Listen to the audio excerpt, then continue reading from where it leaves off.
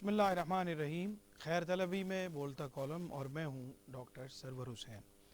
آج کالم کا عنوان ہے فروغ نعت کی تحریک اور محمد علی ظہوری رحمۃ اللہ علیہ۔ قیام پاکستان کے بعد فروغ نعت کی تحریک کو بتدریج آگے بڑھتا ہوا دیکھیں تو اس میں ایک نمایاں نام محمد علی ظہوری کا بھی ہے، جنہوں نے اپنے انداز ثنا خوانی، نعتیہ شاعری اور پھر نعت کے موضوع کو ایک تحریک بنانے میں نمایاں کردار ادا کیا۔ جس وقت انہوں نے نعت خوانی کا آغاز کیا اس وقت مذہبی مجالس میں زیادہ تر علماء کے خطابات سننے کا رواج تھا اور نعت پڑھنے والا کسی نہ کسی عالم کے ساتھ منسلک ہو جاتا جو اسے اپنی تقریر سے پہلے نعت کے لیے کچھ وقت دے دیتا۔ اس ماحول میں پروان چڑھنے والی نعت خوانی کو انہوں نے اپنی لگن، محنت اور مسلسل ریاضت سے کچھ ہی عرصے میں اہل محبت کے دلوں کے قریب کر دیا۔ مجلس حسان کا پلیٹ فارم متعارف کروایا اور یوم حسان کی بنیاد رکھی، جس نے پورے منظرنامے کو تبدیل کر کے رکھ دیا۔ بابا بلے شاہ رحمۃ اللہ علیہ کی نگری قصور میں اس کی سالانہ مرکزی تقریب نے پورے ملک میں نعتیہ محافل کے ذوق و شوق کو ایک نئی آب و تاب بخشی اور دور دراز سے لوگ اس میں شریک ہونے لگے۔ مرکزی مجلس حسان کے ساتھ منسلک ہونے والوں کا دائرہ مختلف شہروں میں پھیلنے لگا اور یوں اس ادارے سے صوبے بھر کے مختلف شہروں میں یوم حسان منعقد کرنے کی سالانہ تقریبات ہونے لگیں۔ یہی وہ وقت تھا جب ان شہروں کے محبان نعت کے دلوں میں محافل نعت کا دائرہ وسیع ہوتا چلا گیا۔ آج کی نسل کو نعت خوانی کا جو ماحول میسر آیا ہے، اس میں محمد علی ظہوری رحمۃ اللہ علیہ کا کردار بنیادی اہمیت رکھتا ہے۔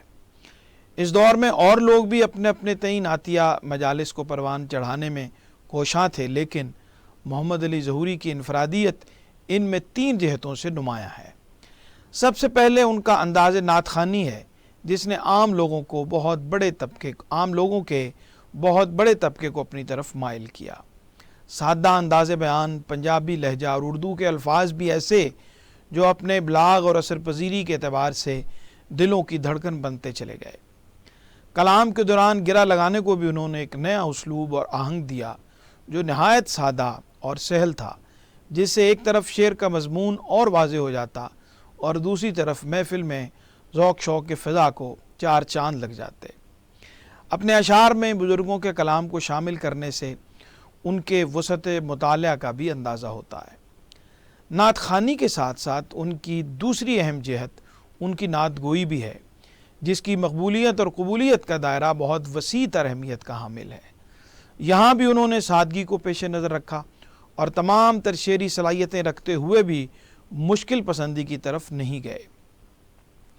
وہ عام لوگوں کے دلوں کے قریب رہے اور ان کے دلوں میں اترتے چلے گئے۔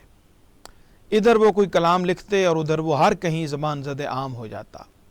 نوائے ظہوری، کتھے تیری ثنا، توصیف، صفتاں سونے رسول دیاں جیسی نعتیہ کتابوں کی ضرورت سے آج بھی نعت پڑھنے والے بے نیاز نہیں ہو سکتے۔ ان کی تیسری جہت فروغ نعت کے لیے نمایاں کردار ادا کرنا ہے، جس میں انہوں نے مرکزی مجلس حسان کے پلیٹ فارم کو استعمال کرتے ہوئے ملک بھر میں محافل نعت کے انعقاد کو ایک تحریک بنا دیا اور اس کے ذریعے نعت پڑھنے والوں کو عشاقان رسول سے متعارف ہونے کا بہترین موقع فراہم کیا۔ اس دور میں محافل نعت میں مدعو کیے جانے والی نمایاں آوازیں اسی پلیٹ فارم سے متعارف ہوئیں۔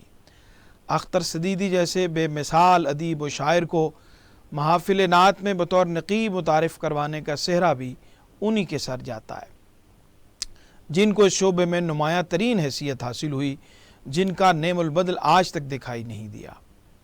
ان کے فیض یافتہ تلامذہ بھی کثیر تعداد میں تھے، جنہوں نے اس فن میں نمایاں مقام حاصل کیا۔ اپنے دولت خانے پر ہفتہ وار نعت کلاسز کا سلسلہ بھی شروع کیا، جس میں شریک ہونے والوں نے نعت کے حوالے سے نہ صرف بنیادی تعلیم حاصل کی بلکہ آگے جا کر اس شعبے میں نام بھی بنایا۔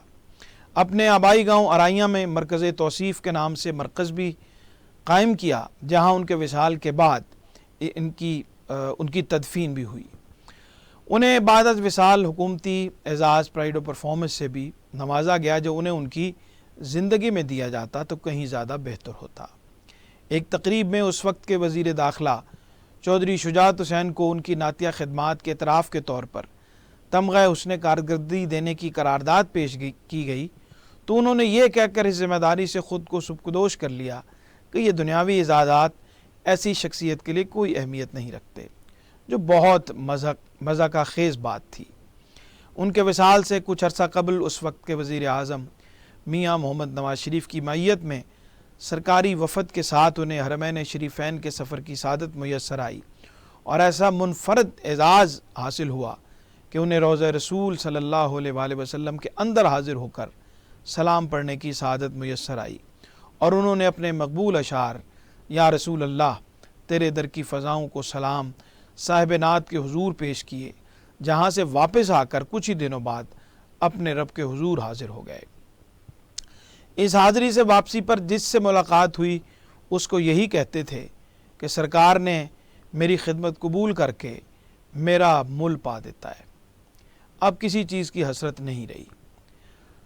اگست میں ان کے وصال کو 25 برس ہو گئے، لیکن ان کی آواز اور کلام آج بھی اہل محبت کے دلوں کے تار چھیڑ دیتا ہے۔ نعت کے شعبے سے منسلک نئی نسل کو اپنے اسلاف کی خدمات کو یاد رکھنے کی ضرورت ہے، جن کی شبانہ روز محنتوں کا ثمر آج انہیں پھل کی صورت میسر ہے۔ جناب الحاج محمد علی ظہوری ہمارے اس عہد کی، فروغ نعت کی اور نعت خوانی کی، نعت گوئی کی نمایاں شخصیات میں سے ایک ہیں، اور نعت کے حوالے سے ان کی خدمات کو ہمیشہ یاد رکھا جائے گا۔ ان کے حوالے سے آپ جو بھی ذکر کرنا چاہیں یا ان کے حوالے سے کسی واقعے کا ذکر کرنا چاہیں، اپنی کسی ملاقات کا ذکر کرنا چاہیں، تو اس کالم کے کومنٹس کی صورت میں آپ ضرور کر سکتے ہیں۔ بہت شکریہ۔ السلام علیکم۔